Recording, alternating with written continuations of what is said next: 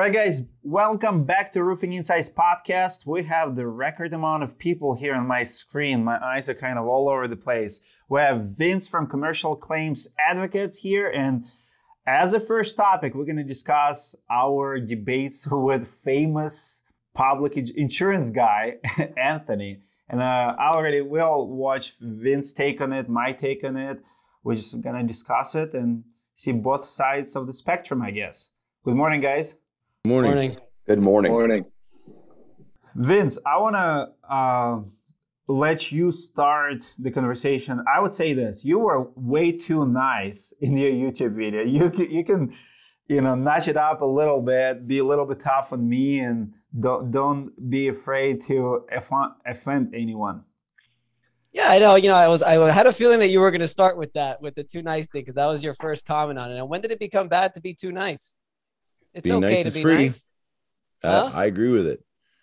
There's no reason, in my opinion, the way I like to do things is that we should be fighting or we should be arguing or we should be doing much of anything, especially in our industry, which it's a very similar industry. We are in the restoration industry.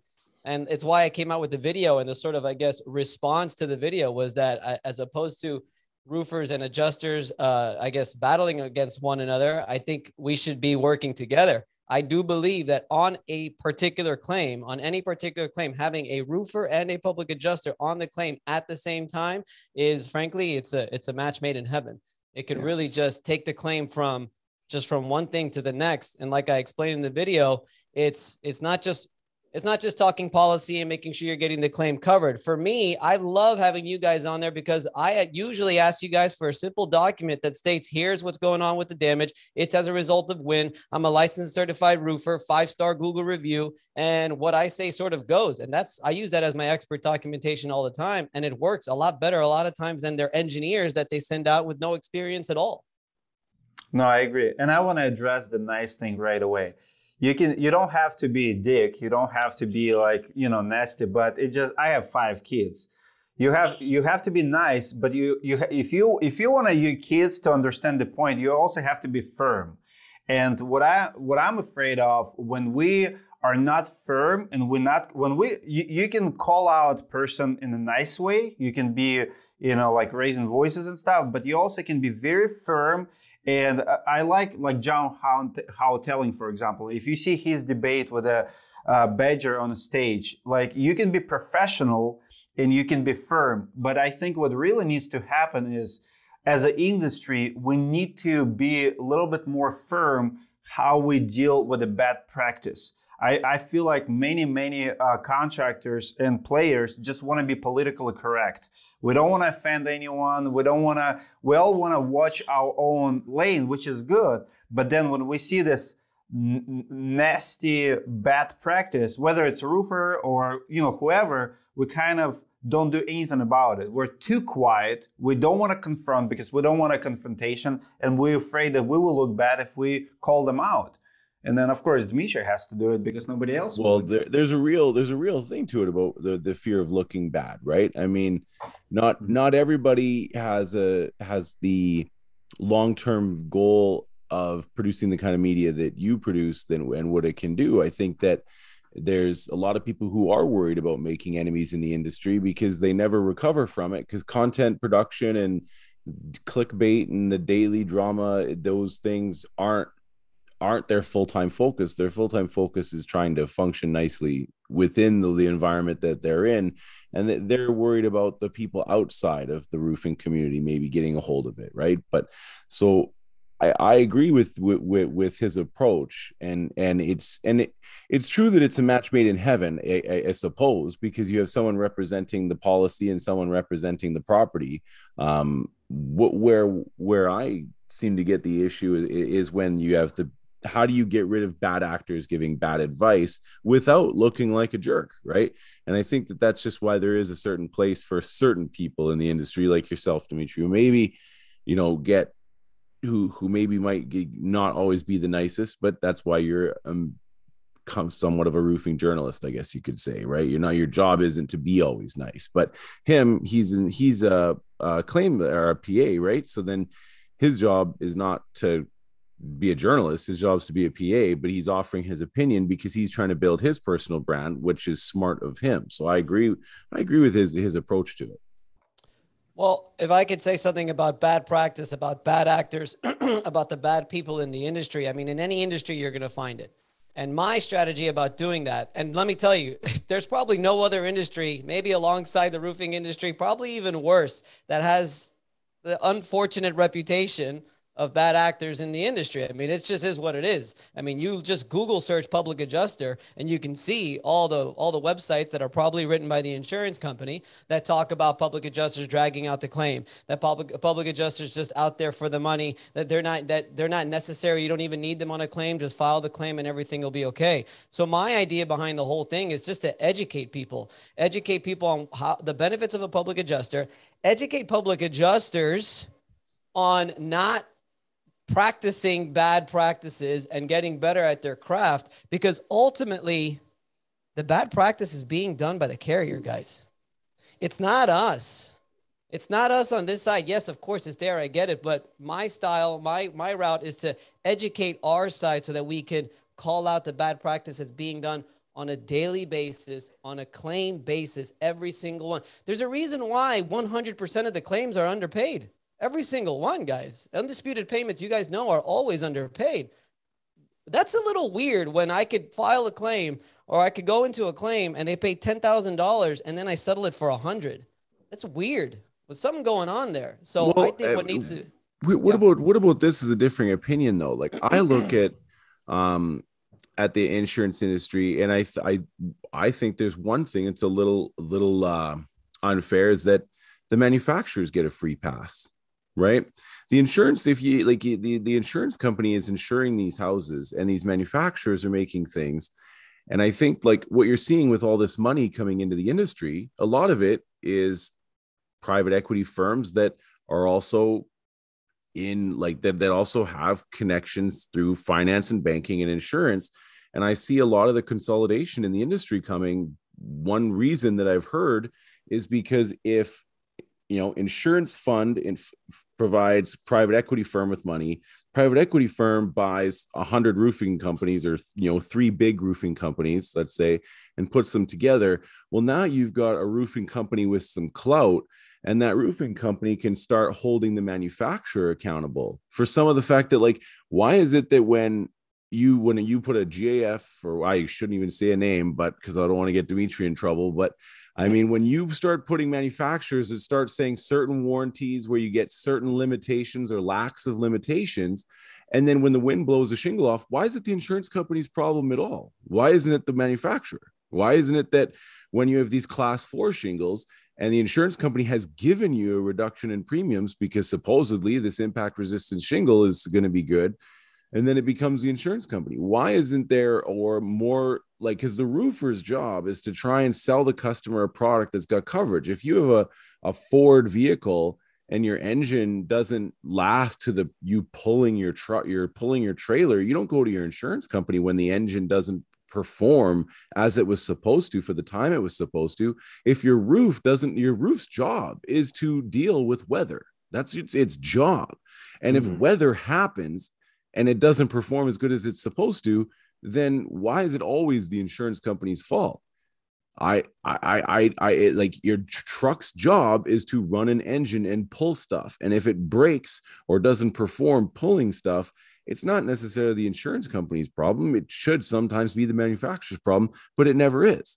And so I think that you're going to see the consolidation of the roofing industry start to hold the manufacturer's feet to the fire, because you're going to see some much bigger, much more powerful roofing companies out there.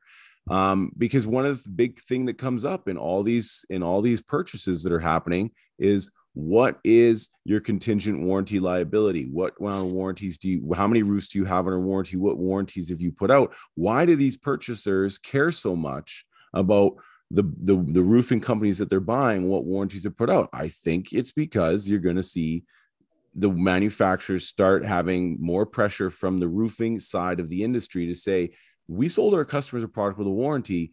And why is it the entire roofing industry goes, yeah, it's got a warranty, but that never gets covered. And if something happens, we just go to insurance, and then we fight with insurance all day, and we put like I think that there's something there. I don't know what you guys' thoughts are. I have a question to Brent. Brent, how many claims do you do, like insurance jobs? And do you use PAs in Tennessee? Yeah, that's a good question. So we were doing a lot of insurance about 18 months ago, and then we primarily switched to retail because I wanted to just convert insurance to retail with the whole Rodney Webb thing. But recently we've gotten back in it. So I would say, I mean, we just had an ice storm. So more than half of my roofs right now are from a storm damage. Sorry. But I have used PAs in the past, and I will say, and I kind of have a different opinion than everybody here, I think. I have dealt with some unscrupulous PAs as well. I had one PA on a very large project that I had to come in and do damage control because he was pushing it so hard. I mean, me being a roofing expert and a general contractor, there was damage that was totally not related to the storm. And he was pushing so hard to the point where like the insurance company flew someone in. I mean, it got bad. So I kind of had to bring him back down and kind of ground him and say, hey, we're going to lose the whole thing because now the customer is about to fire both of us. So, but that being said, roofers play, you know, there's some shady roofers out there for sure, causing damage. We all know that. But my latest thought pattern lately, because I've been talking to some insurance agents, I'm actually in a group. It's like a BNI type group. And there's two different agents in the group. And one girl comes in and she says, I can shop 40 different carriers to get you the lowest rate possible. And then another guy I really like, he says, he'll literally come in and say, you know what, it's not about getting the lowest premium, it's about getting the right amount of coverage. So my theory is, I don't think there's enough attention being given to actually educating homeowners and policy owners on what they're actually buying. Mm-hmm. You've got agents out there just trying to sell as many as possible without any regard to the coverage of their clients. And you have people out there just shopping for the cheapest thing, not really understanding, what's an ACV only policy? Oh, don't worry about that. Your premium is, $4,000, I mean, it's well, that's high, but that's kind of my thought. We talk about there's shady lawyers and there's good lawyers. There's all the way around. There's shady people, but I don't know. My latest push has been talking to my clients and being like, hey, make sure you buy a good policy next time. So that's how we wouldn't. Sorry to interrupt you, Brent. If you finish. Yeah, I'm good, man. Sorry about that, man. That is how I started this whole commercial claims advocate and doing videos. And every Wednesday I was coming out with a video to educate policyholders on the policy. I was doing 1-minute clips on Facebook almost on a daily basis because I kept running into water damage exclusions, water damage limits, contractor right to repair policy, RCV policy on the roof. And these people had no idea. And I mean, unfortunately, I'm trying to get along with agents, but it's so freaking hard. They are an agent of the insurance company. And the fact is if they sell certain kinds of policies with some of these limits and exclusions, because the insurance company knows it will benefit them throughout the claims process. From what I've heard, I don't know this for a fact, so I don't want to say that it is or it isn't, but from what I've heard, there are bonuses and there are perks to selling these policies to policyholders. I believe that. I'm going to share one more thing with you guys, and this is why I'm really big on this right now. We transferring our business and everything. We got new insurance, new workers' comp general liability through a new agent.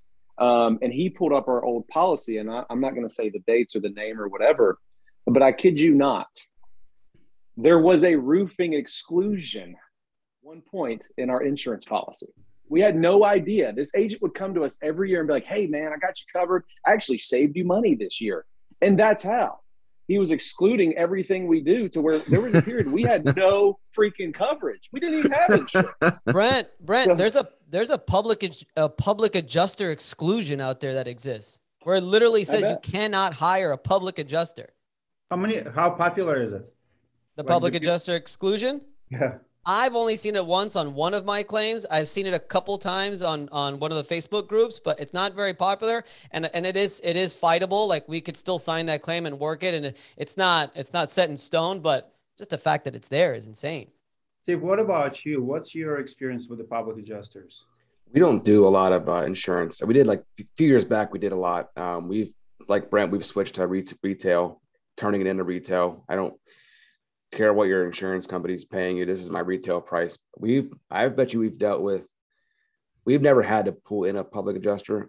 We've met them on site before, and I've always had good experience with them. They've always been the ones that are like ready to do what they can for the customer and get everything approved for them. So I never had bad experiences with them.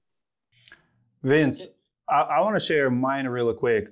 And I talked to a lot of public adjusters because they want to pitch me. They wanted me to, become friends, to endorse them and stuff like that. And I talked to a lot of contractors who use PAs. And the trend that I see with the public adjusters, at least on my side, is most public adjusters are going towards large losses. It's kind of like trend. Like nobody wants a $10,000 claim because their fees, very hard to find. And on the smaller claims, what I also noticed, I would call it milking. A lot of public adjusters milk small claims because they want to get like as much as possible, kind of what Brent was talking about. I see that they just going for everything. You do a 10,000 claim, they want a 50,000. Well, it's not enough for them to increase to 15,000 because I guess of fees, especially their pay structure. So I see more and more public adjusters who advertise and go after bigger claims because that's where they can make real money. But the problem that I see to justify their claims, and I've seen few numbers, like let's say you take $1 million claim.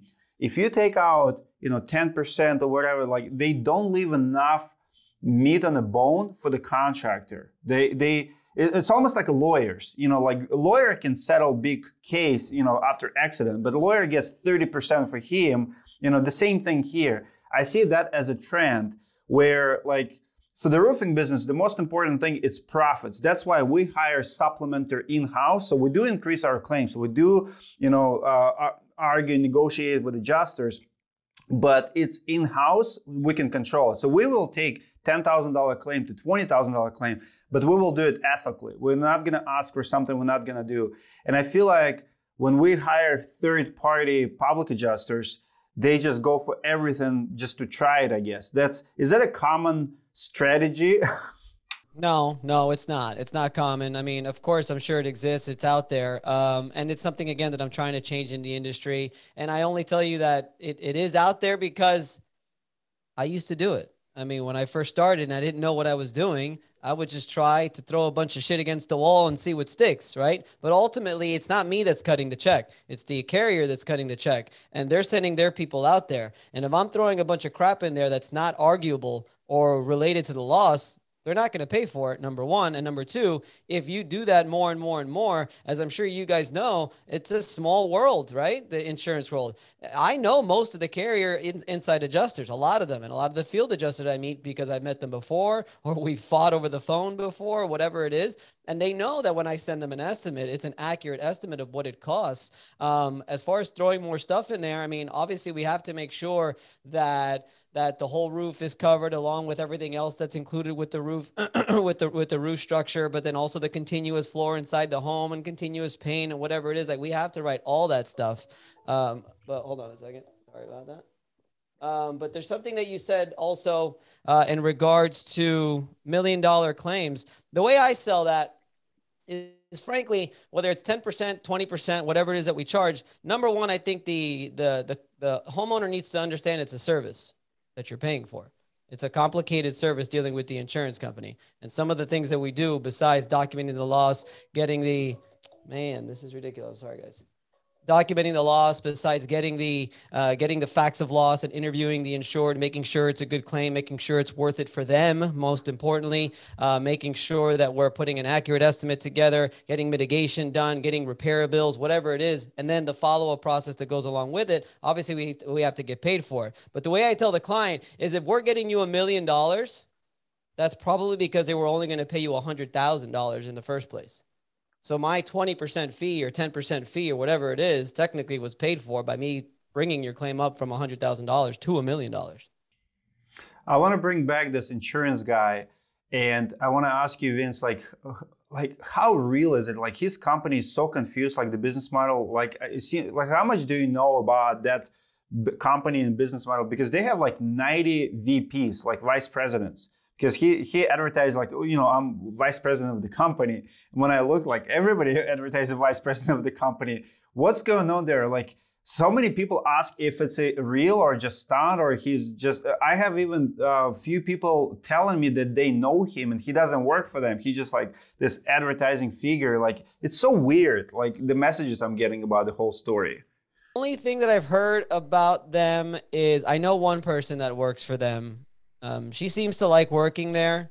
From what I heard about their split, it's not a very good one, but they are so large that they're providing leads constantly, and then they're going out to work the claim ultimately, and they have some inside people too. It's like I guess like a sort of like a large corporation. But as far as details about them, I mean, you saw reviews aren't very good. I don't know. I don't know too much. I do know one person, like I said, that works for them. Again, she seems pretty happy about it. It seems like what I like about the business model from what I've heard about it is that they provide you with all these leads. It could be a good start for people who are just sort of getting into the industry, because the hardest part about being a public adjuster when you're starting out is finding the work.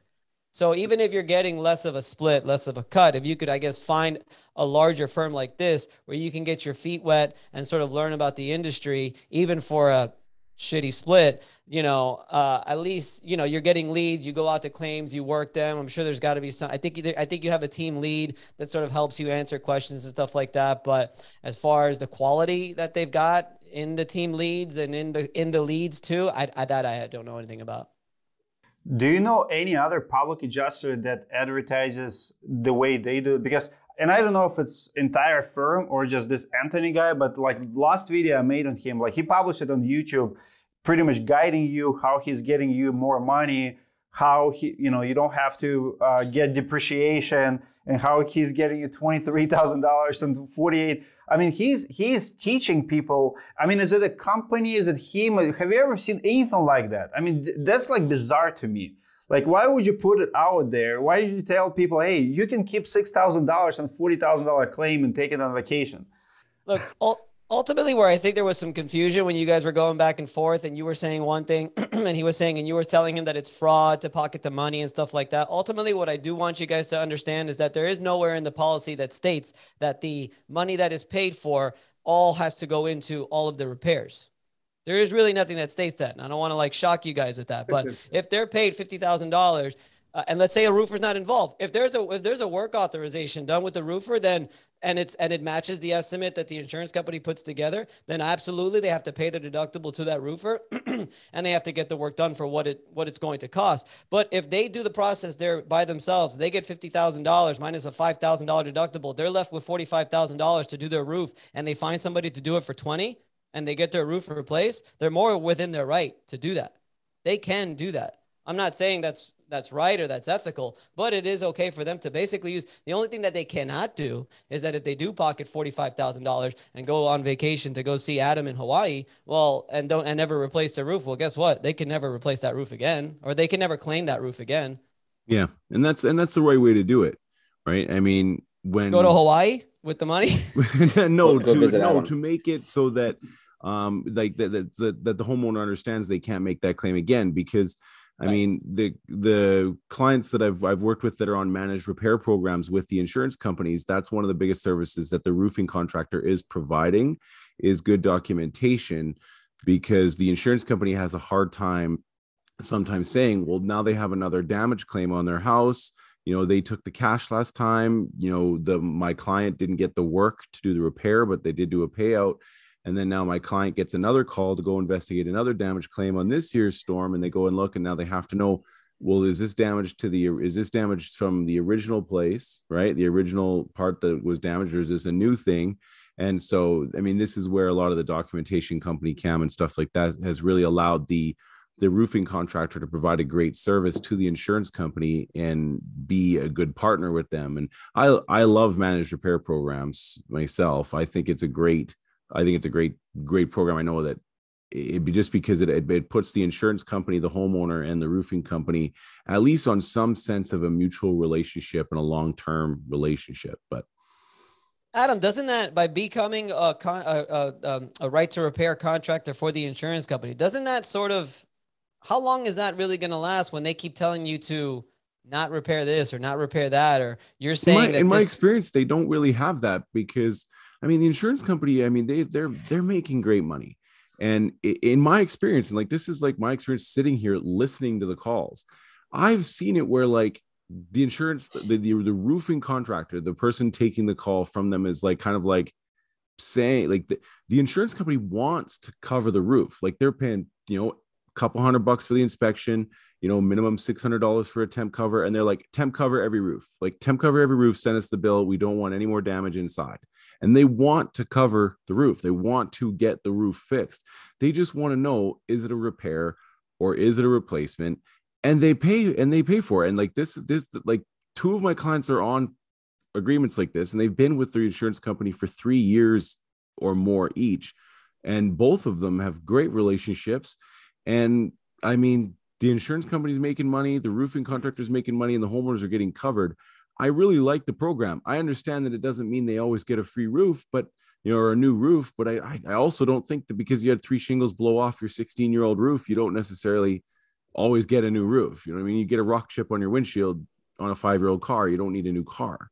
But I mean, it's like I see that putting everybody in an adversarial position seems to be causing increases in price to insurance premiums, increases in cost of getting roofs done. Roofers make tons of money on this one, but then lose money on this one, have to fight for money on that one. And then homeowners are caught in this legal battle. It feels like it's like every roof claim is a divorce. You know what I mean? And it's, and I just, I mean, I like the idea of everybody coming to a mutual service level agreement and saying, this is what we consider damage. This is what we consider a reasonable price to pay for these certain things.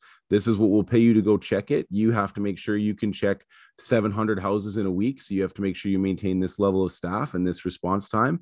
This is how we want our inspections. And this is what we'll pay for a temp cover of this size and this size and this size. Go. And then everybody just agrees to operate in a good way. I want to take a pause and I want to ask our audience, guys, comment below what you think about managed repair programs. If you see them in your town, if you have tried, what's your experience? I want to hear your opinion. Comment below, because I have a feeling we're going to push back on Adam a little bit.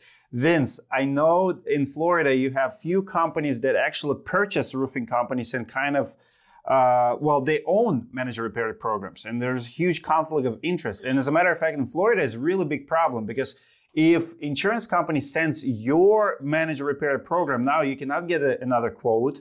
You cannot get third party. You pretty much, it's leave it or take it. Like, I insure you and I fix it. And if I say I'm going to pay for this, you don't get to choose to get another opinion. So as a homeowner, you're getting screwed because you cannot get 3 bids. You cannot get a second opinion. That's what you get. Vince, explain what's happening in Florida with managed repair programs. Yeah, so the issue is they're writing up the same. I mean, we're allowed to curse here, right? I think I already cursed anyway, but they're writing up the same bullshit estimate that they would with any other claim. And I'm writing up my estimate, which, by the way, I mean, I wrote my own estimates for 10 years, and now I send certified, legitimate estimators out to do my estimates. Like, these are accurate estimates that we're writing.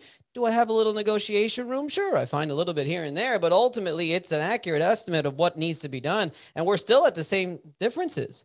And then they're sending out, they're saying that you need to sign this contractor right to repair to do it. And we're still at a huge scope difference. Now, by the policy language, we're not allowed to say no. Because it's the policy that they signed, even though they didn't know what they were signing, so they have to agree to it. So what we're getting into is just really arguing about scope, making sure that we get it accurate so that the contractor that they have working for the insurance company goes out there for at least a proper scope. That's a fight in itself. But then we run into the issues where, like you said, they're not allowed to choose whomever they want. They're sending out contractors that when you Google them, they're worse than that public adjusters Google reviews, way worse. They're at 1 or 2 stars. So now the homeowner's upset because, I would have liked to shop around and find somebody who's 5-star. So I think that it comes down to actually picking good contractors. Like, no, 100%. Most of these people that I know, they're the highest rated companies in their market, right? I just had one now, Adam, where they did the contractor right to repair and they put a good estimate together. The insurance adjuster and the roofer that they sent out, 100 and some odd reviews or more, 5 stars. What am I going to say to that? That's totally fine. I'm cool with that. Obviously, I don't get paid. So there's one thing, although we do work out an hourly thing where we do try to figure that out. But yeah, I mean, ultimately, look, my number one priority is always and forever will be the policyholder. If the insurance company decides to send 5-star roofers out there to get the work done and the scope is accurate and it looks okay, then who am I to say not to do that? But the problem is that's the first time I've ever seen that in the 10 or some odd years they've been trying to do this contractor right to repair. That's the first time. So it's not common whatsoever. Brent, I know you've tried managed repair programs. What's your experience, and do you still do it or you quit it? I've been itching to jump in on this. So this is a little counter to Adam here. So I was on an MRP for a while, and it's one of the biggest ones that will remain unnamed. But so my first a couple months, it was fantastic, man. First day, my first one I ever looked at with them was a $17,000 roof that they approved. And I was like, wow, this is amazing. But to counter what Adam's saying, his theory on it kind of assumes that every character involved is ethical and honest. And I happened to run across a very unethical adjuster during this process. And, I was needy for work at the time. So what had happened, there was a 3-layer roof, very small, with 59 damaged 3-tab shingles, and he wanted me to repair. And I showed him everything. And he basically ended up approving it, but then he went back to the homeowner and said, hey, you can't use restoration roofing to do your roof, which looking back was illegal for him to do that. But the second I heard that, and the customer was mad at me, like I had done something wrong. So he had done something to get in her head to try to damage my reputation. And even though she's getting a new roof. So the next day I called him up and said, no, I'm done. Don't need you anymore. Screw you. I'm also real quick to kind of say, screw you. Like it only took one time out of, 40 plus for me to be like, okay, I'm done. Yeah. So then I tried a different one and it was just a disaster out of the gate. But we were one of those 5-star contractors, Vince. I mean, we've got more reviews than anybody else in our market. So it was the guy that recruited me into the system. Like I knew him and he was like, hey man, you're going to be perfect. The insurance is going to love you. And I will say at the beginning, I used to have adjusters during virtual calls and stuff say, man, thank you for what you do. And that's the first time in my career I had ever heard an adjuster say that to me, an insurance adjuster. So I was really under the assumption that it was a really good deal. And you know what? Looking back, I probably should have just let that one slide. Absolutely. That's exactly, because you could just as equally hire a bad employee that could do something bad. That doesn't mean you write off your whole company. Yeah, but I didn't. But I didn't need them. I mean, that I had grown to a point where I was generating my own leads, and so I kind of saw a shift in the industry and a shift where maybe I was forecasting something that wasn't there. So I was like, you know what, this is. Brent, what was your profit margins like? Were you able to get more, the same, or less from this MPR? Because we tried them too, and the profit margin, everything was so much lower. They would not, you can't dictate the prices. Like they give you, they were low balling us. Like with the Storm Group, we've done them, but it was such a small profit margins to take them.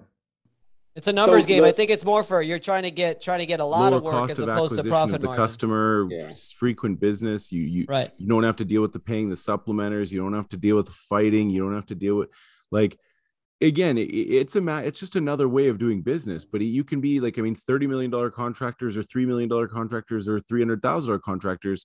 I mean, they're all there's there's people from all sizes that are on these programs, but it's a relationship. It's working through good days and bad days. It's working through good adjusters and bad adjusters. I think that the program has merit, but like any program, it can be run well or it can be run poorly. This podcast will be better than next episode, or might be better than the last episode. But I mean, there's a variance in everything. But I think that putting everybody into a service level agreement and trying to get everybody on at least some ground basis of understanding creates a better, faster response to the storm than all this fighting and bickering, and everybody just, the PAs are trying to get their 20%, the roofers are trying to get 60% margin, the homeowner's trying to get a free roof and maybe they don't necessarily deserve it, and the insurance company's trying to make as much money as possible.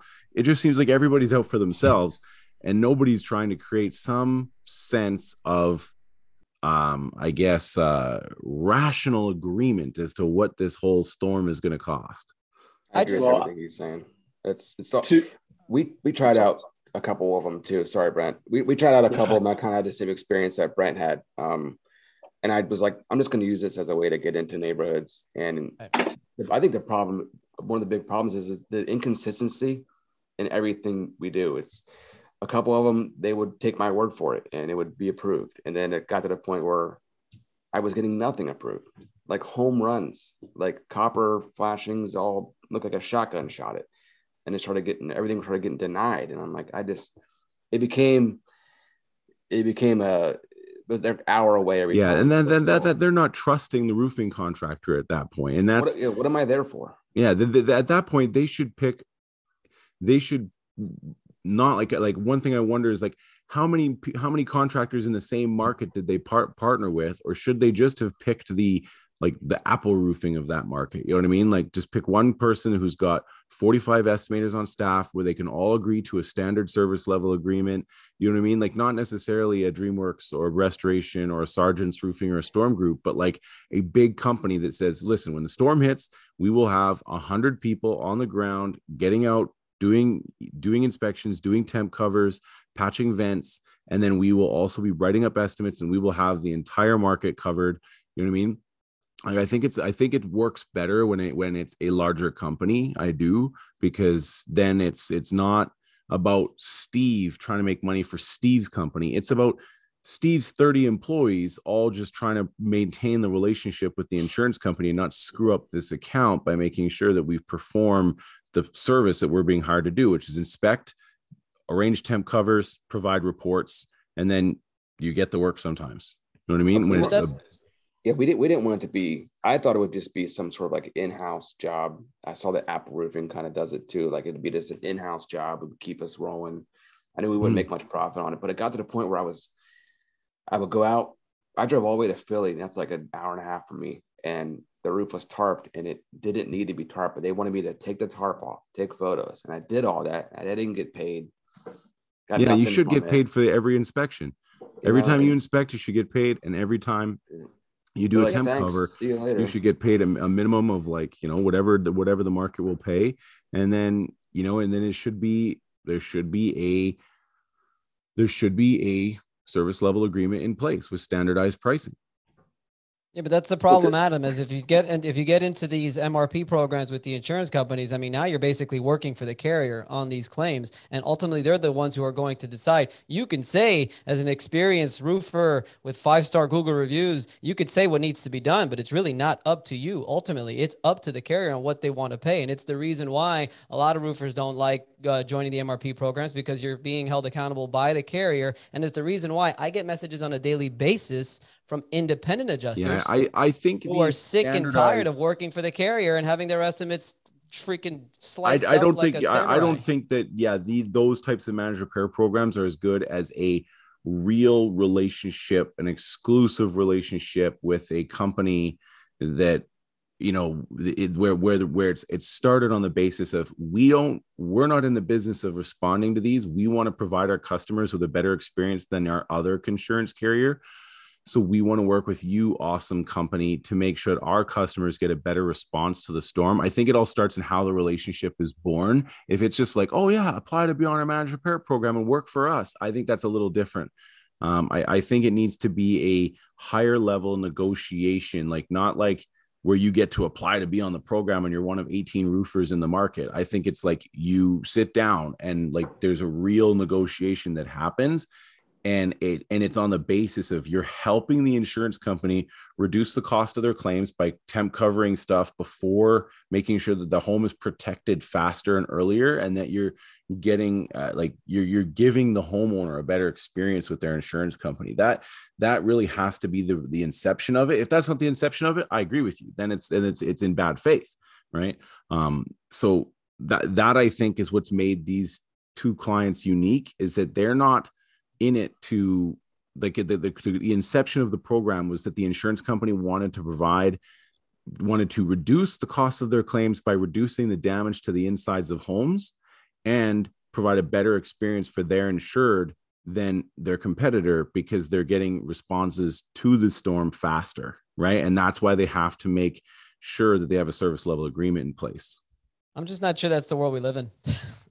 And my biggest pushback on it too, like if let's say it's Apple Roofing, and you love Apple Roofing, I love Apple Roofing, but what if that homeowner does not want to do business with Apple Roofing? Like then that's capitalism. They can pick whoever they want. They can take their cash settlement and hire whoever they want, and that's the way it works with Apple Roofing and both these clients. They if they don't get the job, they don't get the job, and at the end of the day, they're there to provide an inspection, a temp cover if needed, and a report. And if they get the work, they get the work. They're so bloody busy, they're not too worried about it.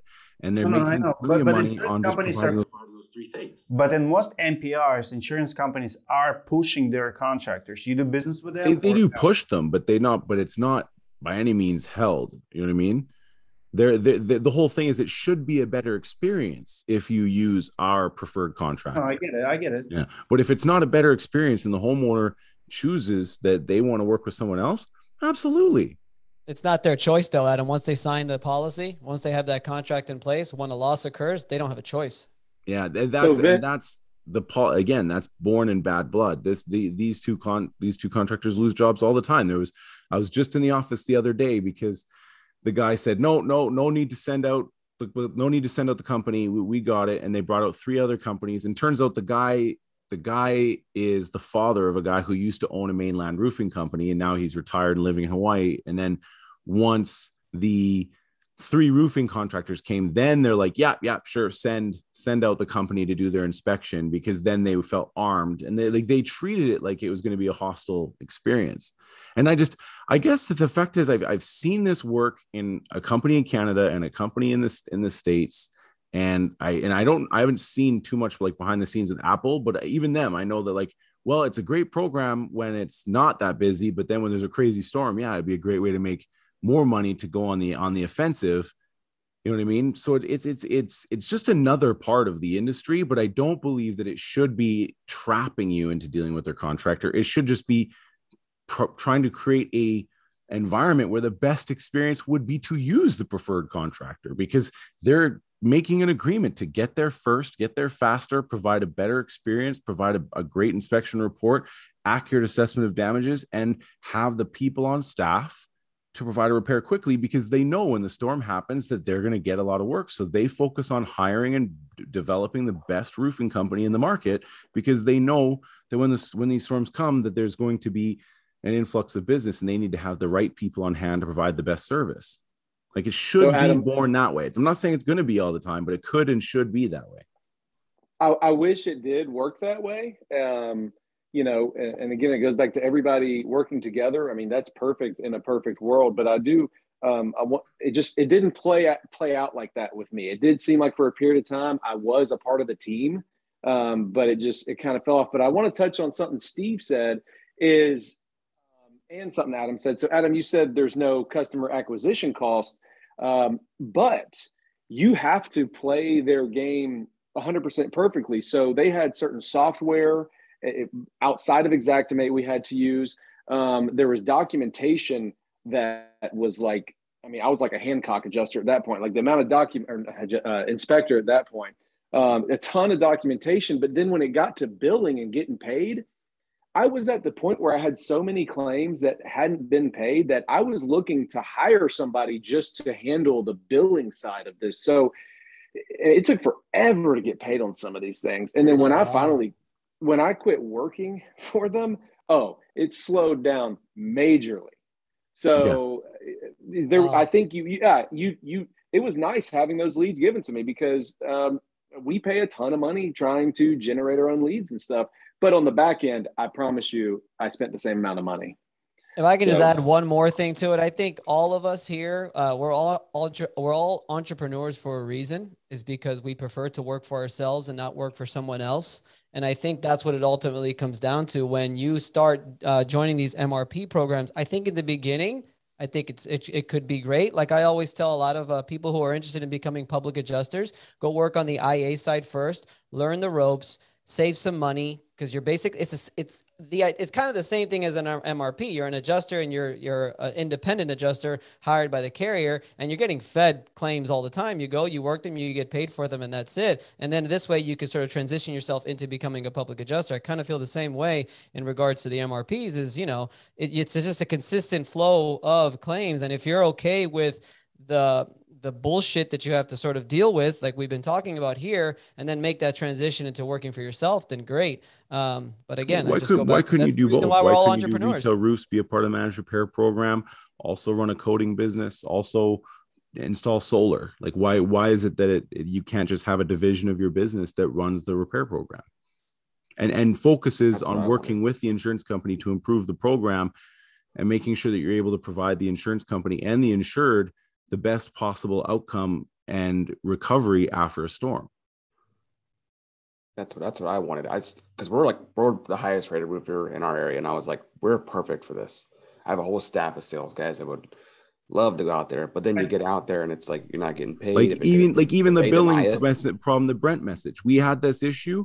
One of the things that I'm doing out here is building the integration of softwares between the two billings, because neither of them like having to process $700, $200 inspection fees and $608. Like they were trying to determine whether the temp covers. And then what happens when the homeowner's like, why are you here? And why do you have a tarp?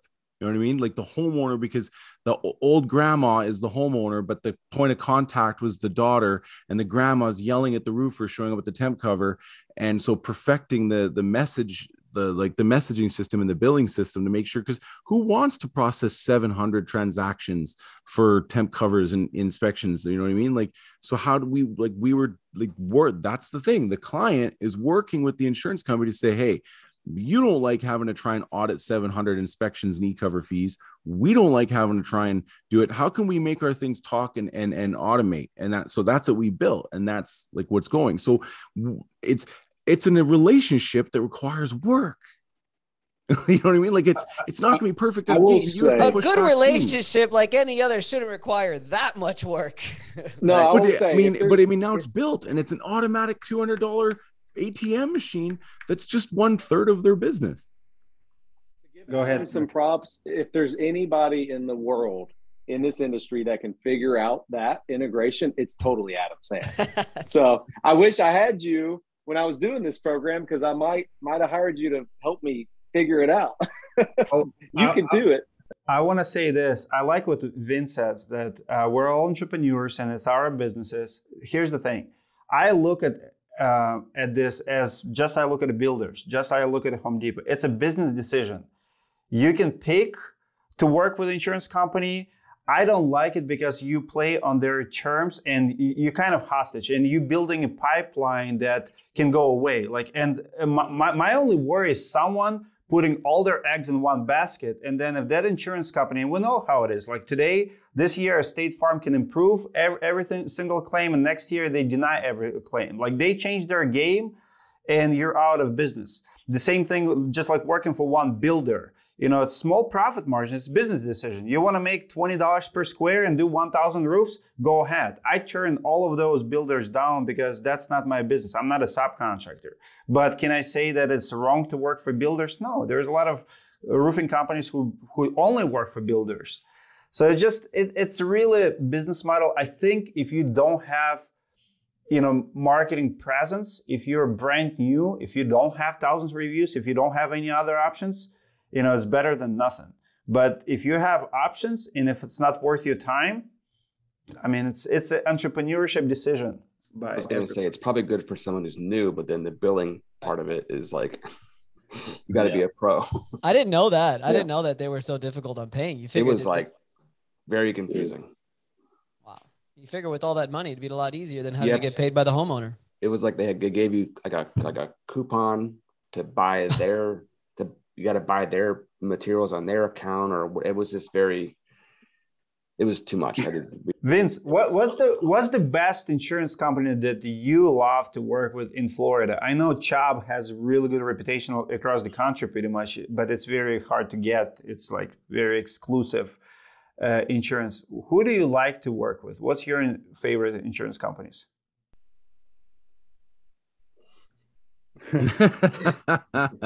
Well, I don't know. It's all the same, I don't Dmitry. work with any, so I can't answer that question. Honestly, everybody, I get the question every day. What's the best insurance company that for my claim? What's the best insurance company? It boils down to the policy. It doesn't boil down to the actual company because like you actually just said, State Farm might be paying a bunch of claims this year. Then they start denying a bunch of claims next year. All the insurance companies, in my opinion, it's the same business model. It boils down to the policy. What is covered? What is not covered? Is it an RCV policy? Is it an ACV policy? Does it have certain exclusions? Does it not have certain exclusions? That is all it boils down to. I love what Jen Silver's doing because I don't want Jen, I like what Jen's doing too. Yeah, Jen's got it figured out. Yeah. Here's my retail quote. Let me know if you know. I'm trying to have her on my podcast because I had a conversation with her at RoofCon and I like Jen a lot. We've started to do it where it's like, here's our quote. You know, maybe we'll send him an ask for ice and water shield, but that's about it. I don't want to deal with it. I would like to make a conclusion to this podcast. Don't listen to Adam Sand.